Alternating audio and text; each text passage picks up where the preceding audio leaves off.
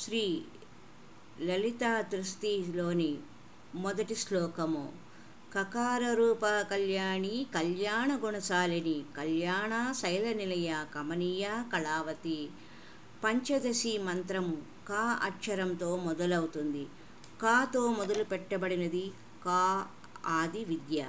కకార రూప కా కాది విద్యా స్వరూపిణి. కా అర్థం హిరణ్యగర్భ, బ్రహ్మ, జల, మస్తక, ముఖ. హిరణ్య గర్భంలో ఉన్న జగత్తును ధరించిన కకార రూపి భగవతి. ఎవరి చేత ఈ జగత్తు ప్రసవించబడినదో సృష్టింపబడినదో ఆ జగత్ ప్రసూత ఆ కకార రూప భగవతి. జగత్తు సృష్టి చేసిన భగవతి. ఆమెయే కళ్యాణి, కళ్యాణ గుణశాలిని. వ్యవహారంలో కన్నతల్లి తన జన్మనిచ్చిన బిడ్డల కోసం తాను పాటుపడినట్లు జగజ్జనని విశ్వవిరాట్ జగత్తు కోసం, తాను సృష్టించిన జగత్తు కోసం పాటుపడుతుంది. వైజ్ఞానిక భావంలో కం శబ్దం బ్రహ్మవాచకం. పరమార్థ నిత్య సత్య చైతన్య రూప బ్రహ్మ. నామరూప విశేషణం ఏదైనా ఒకటే, తేడా ఉండదు. కం రూపి శబ్దం సమస్త ప్రాణుల యొక్క మస్తిష్కంలో, కర్ణికలోని సహస్రారంలో స్పందన రూపంలో ఉంటుంది. కం అనే స్పందన కకార రూప. కం అనే స్పందన జడంలోను చైతన్యంలోను చూడగలిగిన శక్తి ఉన్న అందరిలో అమృత స్థానంలోని కర్ణిక అంతరంలోని స్పందనంలో ఉంది. దీనిని యోగులు యోగినులు శాస్త్రోక్త మార్గంలో కుండలిని జాగృతమయ్యి అమృత ప్లానిత అనుభూతిని పొందుతారు. మొదట కలిగే అనుభూతి సోహమస్మి. సోహం అస్మి అనుభూతికి కారణము కం శబ్దం. కం మంత్రరూప బీజాక్షర స్థానం.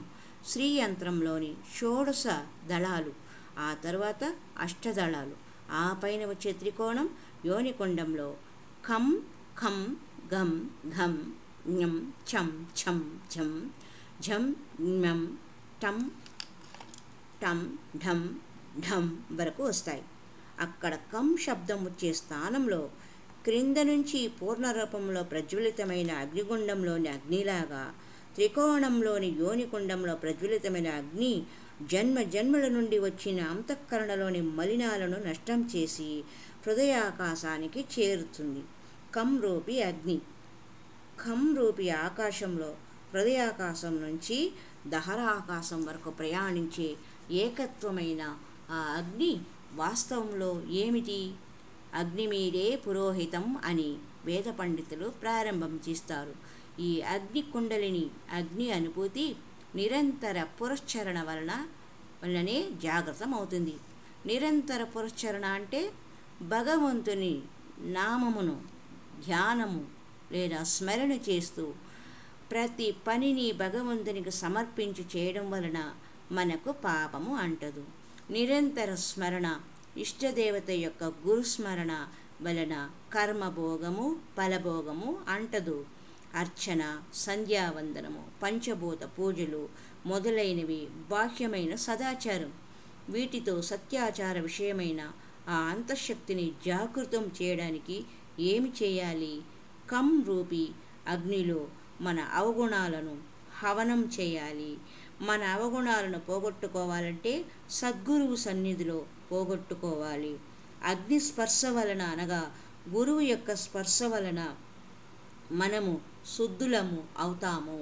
అంతరంగంలో జ్వలించే కం శబ్దంలో ఉన్న త్రికోణంలోని యోనికుండంలో జ్వాజ్వల్యమానమైన బ్రహ్మాగ్నికి మనము ఆహుతి అవ్వాలి. మనలోని 8 రకాలైన శత్రువులను ఆహుతి ఇవ్వాలి. ఆ 8 రకాలైన శత్రువులు ఏమిటో చూద్దాం.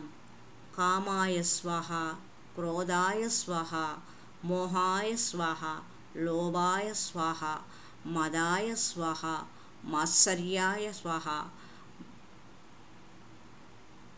చెడు తలంపులతో కూడిన మనస్సు హృదయాయ స్వాహ. బుద్ధి, దుర్బుద్ధి, అహంకారంతో కూడినటువంటి ఈ బుద్ధి దుష్టబుద్ధి స్వాహ. అనే 8 రకాల శత్రువులను హవనం చెయ్యాలి. జ్ఞానంతో వాటిని దగ్ధము చెయ్యాలి. 8 అవగుణాలను హవనం చెయ్యడానికి భయపడకూడదు. ఇలా చేయడం వలన మనలో అంతఃకరణ శుద్ధి వస్తుంది. ఆ స్థితిలో ఉన్న వ్యక్తి కర్తుం అకర్తుం అన్యదా కర్తుం స్థితిలో ఉన్న వ్యక్తి కర్మ చేయడు. అదే అహమస్మి బ్రహ్మహమస్తి. అంటే ఈ స్థితిలో బాహ్యమైన కన్నులు చూడలేవు, చెవులు వినలేవు, అంతర్దృష్టితో మాత్రమే చూడగలుగుతాము, వినగలుగుతాము. బ్రహ్మవాచకం కం తత్వం యొక్క అనుభవం చాంద్యోగ్య ఉపనిషత్తులో చెప్పారు. యోగులు చెప్పినట్లు దహరాకాశంలో శరీరం అంతర్భాగంలోని మస్తిష్కంలోని ప్రదేశాన్ని ఆధునిక విజ్ఞాన శాస్త్రంలోని వైద్యులు గుర్తిస్తారు. మన తల వెనుక భాగంలో మెడుల్లా అబ్లాంగేటా లోపలికి ఒక గీతలాగా వెళితే పై భాగంలో సహస్రార స్థానము క్రింద లోపలికి వెళితే అక్కడ ఒక ట్రిపీజియం ఆకారంలో ఒక ఖాళీ స్థలము ఉంటుంది. ఈ ఖాళీ స్థలాన్ని బాగా అనుభవం కలిగిన వైద్యులు గుర్తిస్తారు. అక్కడ చిన్న పెండులం ఉంటుంది. పెండులం యొక్క వేగము నెమ్మదిగా ఉంటే మందబుద్ధిగా, సాధారణంగా ఉంటే సమత్వంగా, వేగంగా ఉంటే మతిస్థిమితం లేకుండా ఉంటారు. అంటే ఇది సహస్రారము. ఈ సహస్రారం నుండి వెనుక వైపుకు మధ్యలో అక్కడ ఒక పెండులం ఆకారంలో ఉండే ఇది ఉంటుంది. అది దాని యొక్క వేగము 3 స్థాయిలో ఉంటుంది. తక్కువ స్థాయిలో, మధ్యమ స్థాయిలో, తీవ్ర స్థాయిలో. తీవ్ర స్థాయిలో ఉంటే వారు మతిస్థిమితం లేని వారు, అల్పస్థాయిలో ఉంటే వారు మందమతులు, మధ్యమ స్థాయిలో ఉంటే ఇప్పుడు మన లాంటి వారు అన్నమాట. ఆ స్థాయిలో ఉండేది ఈ కమ్ అనే శబ్దం జాగృతమైనప్పుడు వైద్యులు విజ్ఞాన శాస్త్రం తెలుసుకున్న ఆవిష్కరణ అన్నమాట. దీనిని పూర్వకాలంలోనే మన మునులు వాటిని స్పష్టపరిచారు యోగం ద్వారా.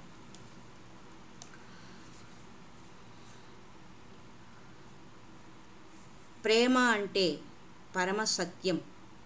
ప్రేమాస్పదయ కావాలంటే అభిలాషలను దూరం చేయాలి. అభిలాషలు 2 రకాలు. 1 శుభ అభిలాష, 2 అశుభ అభిలాష. ఇతరులకు దుఃఖాన్ని చూసి నీకు సంతోషం కలిగితే అది అశుభ అభిలాష. దానిని రాక్షసీయత, పైశాచికత్వం అంటారు. నీవు బాధపడుతున్న వేరే వాళ్ళ బాధను తీర్చగలిగిన దయాగుణం నీలో ఉంటే నీవే భగవంతుడు. కకార రూప అర్థం కావాలంటే కళ్యాణి, కళ్యాణ గుణశాలిని, కళ్యాణ శైల నిలయ కూడా తెలుసుకోవాలి. కర్తవ్య బోధ తెలియజేస్తుంది. కకార రూప కర్తవ్య బోధను తెలియజేస్తుంది. పితృకర్తవ్యము, జీవిత భాగస్వామి కర్తవ్యము, సమాజ కర్తవ్యము తెలియజేస్తాయి ఈ కకార రూప. మన కర్తవ్యం పరమసత్యాన్ని చేరుకోవడం అంటే అరిషడ్ వర్గాలను దూరం చేసుకొని సజ్జన సాంగత్యము, సత్యంతో సంగమమవటము, సత్యము అసత్యం యొక్క వివేచన కలిగి ఉండడం. మన కంటికి కనిపించే దృశ్యమాన జగత్తులో మనము సత్యము అనుకున్నది అంతా అసత్యము. అసత్యాన్ని గుర్తించి సత్యాన్ని చేరటమే సత్యమైనది. ఆ స్పందన రూపమే కకార రూప శక్తి. ఆ శక్తియే పరమాత్మ శక్తి. తెలుసుకున్నవారు సోహమస్మి అని చెప్పగలుగుతారు. ఓం త్రిశక్తి అని స్మరణ చేయాలి. ఆ ఊ మ, ఆ ఊ ఓం. ప్రేమాస్పదత అంతఃకరణ శుద్ధితో నీవు అడుగు వేస్తావో నీ శరీరం యొక్క వేదన నీ పక్కన కూర్చున్న వాళ్ళ వేదనతో ఏకత్వం కలుగుతుంది. వారు మనము వేరు కాము అన్న భావము సర్వత్రా ఉంటుంది అని భావించినప్పుడు కకార రూపాయై నమః మీరు కాగలుగుతారు. అష్టావక్రముని చెప్పినట్లు నేను నీకు నమస్కారం చేస్తూ ఉన్నాను. అప్పుడే అష్టావక్రముని చెప్పినట్లు నాలోని నేను నీకు నమస్కారం చేస్తున్నాను.